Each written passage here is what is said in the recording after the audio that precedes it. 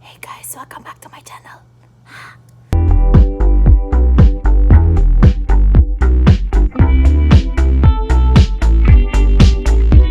For today's vlog, if you could remember, I've asked you about some questions kung ano pa yung mga content na gusto nyo. So, now ay malapit na ang pasukan and I think this is timely and relevant.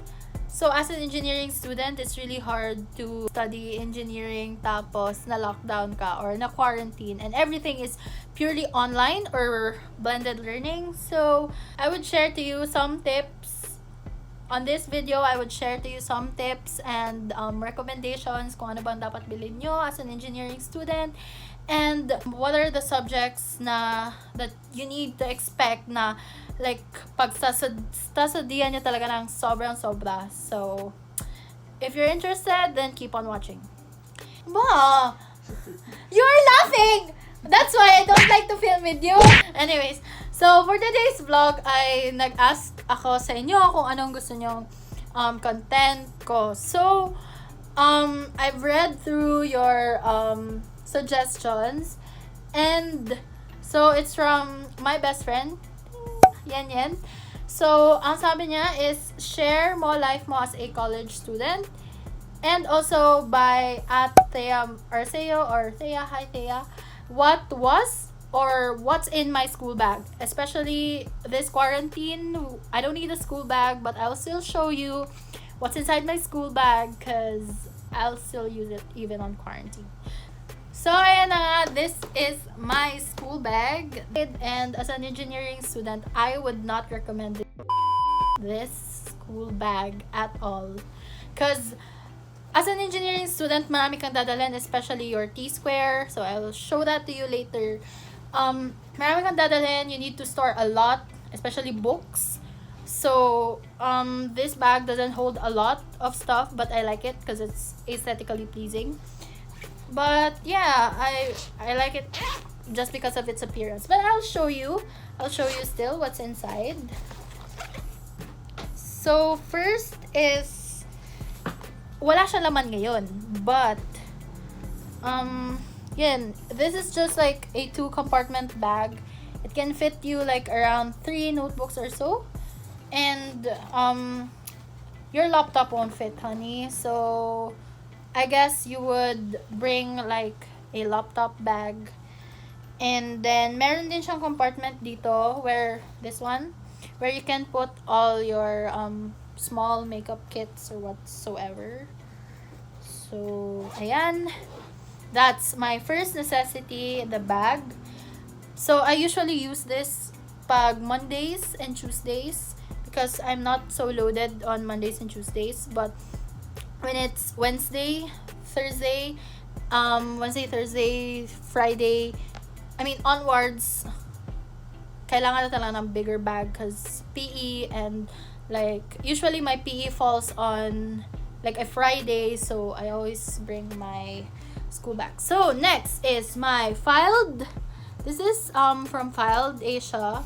This is the filed pencil case that was given to me by my boyfriend. So all my pens are here. This is a G-Tech refill. My Muji pens. So like I love Muji. I hoard Muji. I am a Muji fan. So yeah, I have my Muji there. Oh my god, nasa labas na si Mads. And my uni pens. Uni pens are very essential as an engineering student because it is needed for drawing, technical drawing and the like. And this is my Apple pencil. It's the first generation pencil. And if hindi nyo pa nakakita ang video ko about my what's in my iPad as an engineering student, then the link is on the description. Then the link is on the description, guys. So I hope you watch it. And we need to cut the video first. Next, very important, guys. You can't live the engineering life or any course kasi lahat naman may math. You can't live the engineering life or any course without a scientific calculator. I would suggest that you get the FX991ES.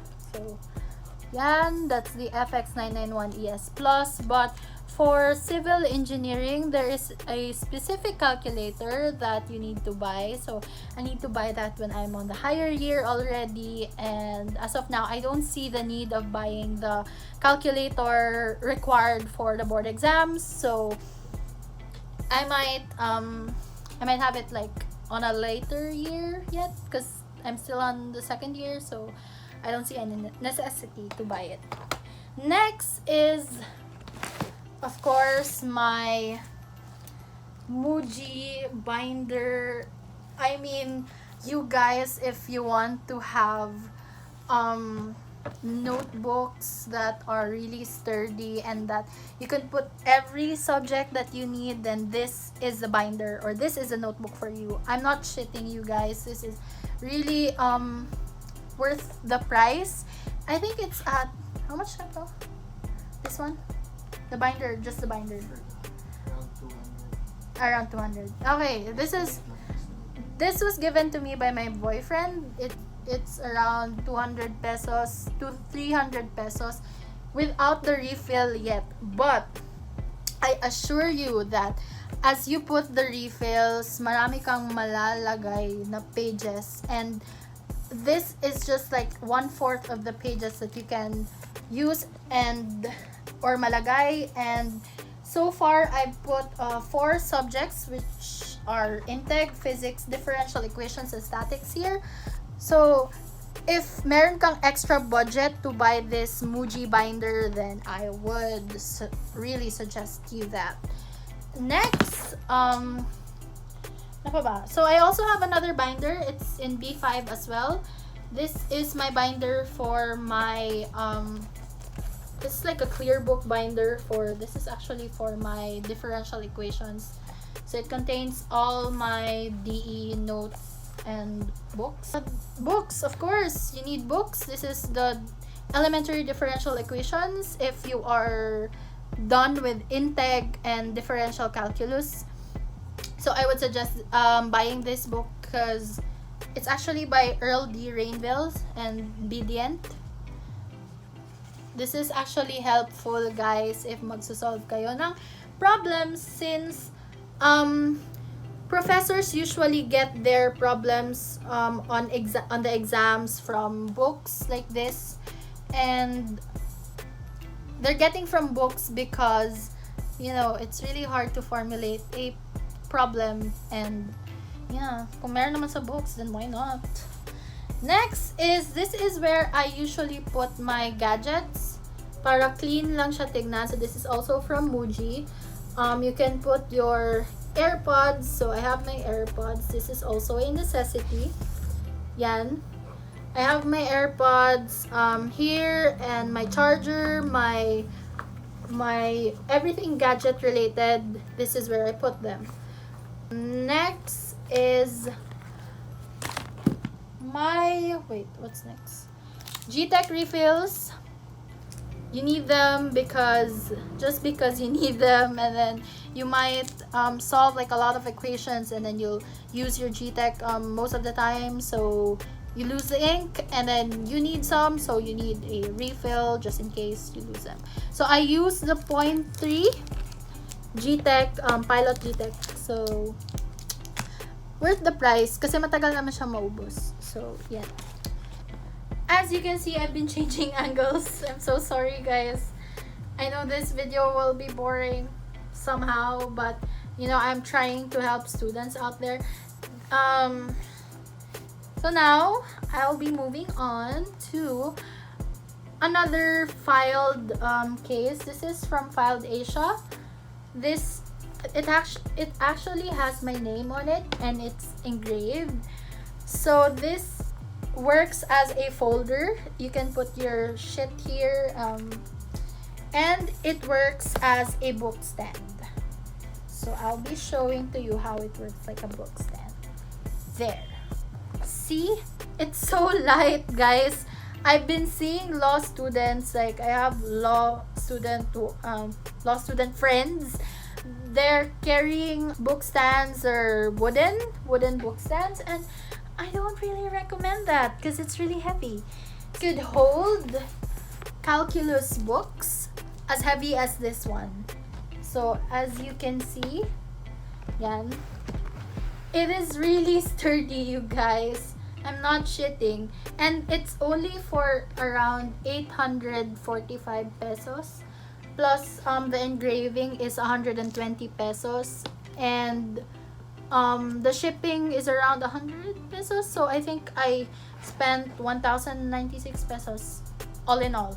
With the shipping, with the engraving, and stuff like that. So it's really compact and it's really portable. You can use it everywhere you want, and you can if you don't want a book stand, you can just use it as a folder. So you don't mind using it because you can use it as a folder. And then it has this bind thing where you could just like, it can act like a book when you're bringing it. So worth it, worth the 845 pesos or the 1,096 pesos. Next is my hydro flask. Okay, you guys will hate me for this. You guys will really hate me like, ano mo yan siya, kapitalista, ganito, ganyan. No, you guys, I am not promoting hydro flask in any way. Baka naman, hydro flask. You can use any water bottle, guys. This was just a gift. Wink, wink.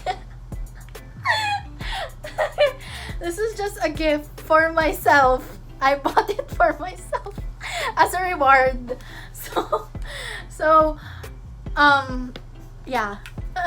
I like the color, and I know I'm an avid fan of pink, but I like the color because it looks so limited. I haven't seen anyone walking on the campus with a lilac hydro flask. So if ever I would see someone with a lilac hydro flask, then my heart will be crushed.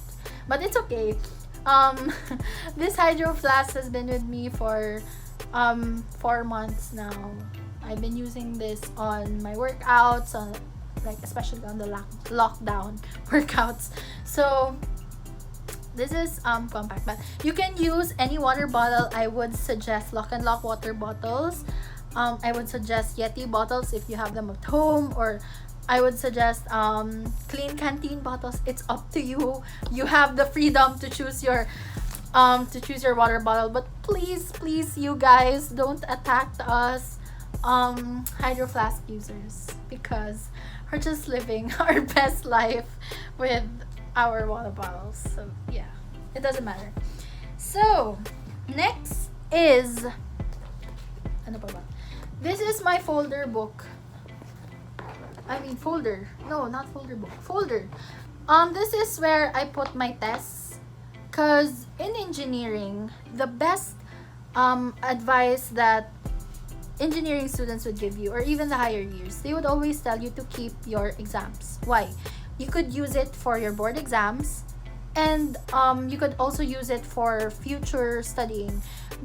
It's because in engineering there is a thing called departmental exams, especially in our school. So I don't know in other schools what do they do, but end of the semester exams that you need to prepare, and you need to prepare hard. You need to go back to all the things that you need to study. So it's really important that you keep your exams on a folder that could hold everything. Actually, I don't recommend this folder because I think it would fall apart anytime soon. But ang masasabi ko lang talaga sa folder nito is makikita ko lahat kung ano yung nalagay ko. So if you're a type of person who would love to see their exams or their shit on this envelope, then I would recommend a transparent folder or a transparent envelope. As an engineering student, it's really essential for you to have an exam practice book. So this is not Muji, but this is from Shopee. I bought it for like 60 pesos, and it's B5, size B5. So I think it's really worth it because marami naman siyang pages. It's around 200 to 300 leaves. So I'm not really sure, please verify. But you could put all your formulas here, and you could put your practice sheets, and you could just go back to them easily para hindi sila nawawala. I don't recommend yellow papers as an exam practice sheet because you might lose those yellow papers, especially if you don't compile them. So sa mga incoming first year, you guys, you need to remember that keeping your shit is really important, and wag kayo basta-basta lang na nagpo-photocopy tapos you don't read it anyway. So I mean, we have different learning styles, and personally I solve because this is the best learning style for engineering. You solve on your own, you solve like every day, every hour, and I even solve while I'm walking so that I would accumulate all the oxygen in my brain while I'm on my way to battle. Anyways, so yun, I would recommend buying an exam practice book. Actually, this is different from the binder, because this is where you put your notes. And you guys, I would suggest, if you're using a digital note-taking app like GoodNotes, so I would suggest that you watch my video on the description box below. Those are like the really essential ones that like you really need them as an engineering student. And moving on, this is just like additional na lang to sa mga bibilin mo if you're like me, maraming etchos sa life. So I would recommend a corkboard so that you would keep track of your tasks. So I just bought this corkboard a while ago. So this corkboard is around 167 pesos. It's really not cheap, but afford na siya for a corkboard, because corkboards usually range from 200 and so on and so forth. But yeah, you could put all your announcements here and there. So yun, it would be easier for you to remember na meron ka palang departmentals tomorrow, na meron ka exam tomorrow. I think I already talked about everything, but meron pa pala. So stapler, yes, I almost forgot stapler. You need stapler and long bond papers. Stapler and long bond papers. Why? Staplers and long bond papers are really essential because every week you have an exam. Every week. I'm not shitting. Every week. And before you take your exam, you need to have a long bond paper. It's I think it's from 2 to 3 pieces of long bond paper, and you need to staple them. So profs usually give you time to staple, but sometimes no, they're not that considerate, and then they would just enter the room and then just tell you na, okay, let's start the exam. So you need to be ready. You need to bring your staple, or you must staple your long bond papers before going into school. Kasi kailangan prepared kayo always na may long bond paper kayo. This is an emphasis because this has happened to me many times. Like, I would call my boyfriend na, wala pa akong long bond paper, ganito, ganyan. And it's really inconvenient, guys. They also have exams. I have my exams, but mas na-pressure ako kasi I'm somewhat grade conscious. So ayun. Yeah, so you need them. You need them always. Moving on is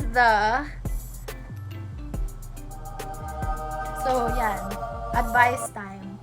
Advice as a college student, especially engineering. I am making an emphasis to incoming engineering students. As an engineering student, kailangan mong maging pasensyoso. Because not all profs will give you time to do your shit. Not all profs are that considerate, and I've never even encountered a prof that is considerate, especially when you're in college. When you're in college, it's like a real battlefield, and lahat hindi ibibigay sa'yo. They will just they will just give a few examples. Like, let's say your topic is about inverse trigonometric functions. They will just give you like a few examples, and hindi pa talaga yun yung pinakamahirap. Then you copy them.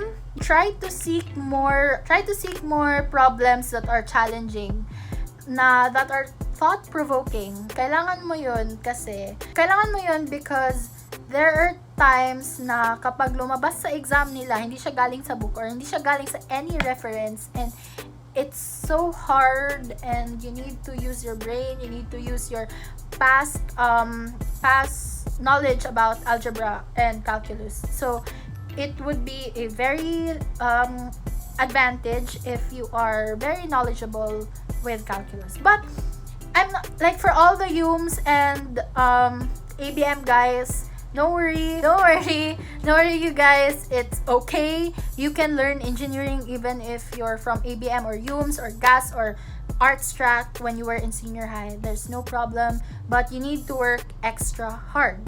Okay? So next advice is always study. Yes, kailangan. Hindi ka pwede na nag-ML, hindi ka pwede dyan. I'm not saying na if nag-ML ka or nagdodota ka or whatever is babagsak ka, but there is a greater probability of you passing your subjects if you're not distracted. Okay? But we all have different learning styles, so if kaya mo naman pagsabayin both, then why not? Next advice. Ano pang ma-advice?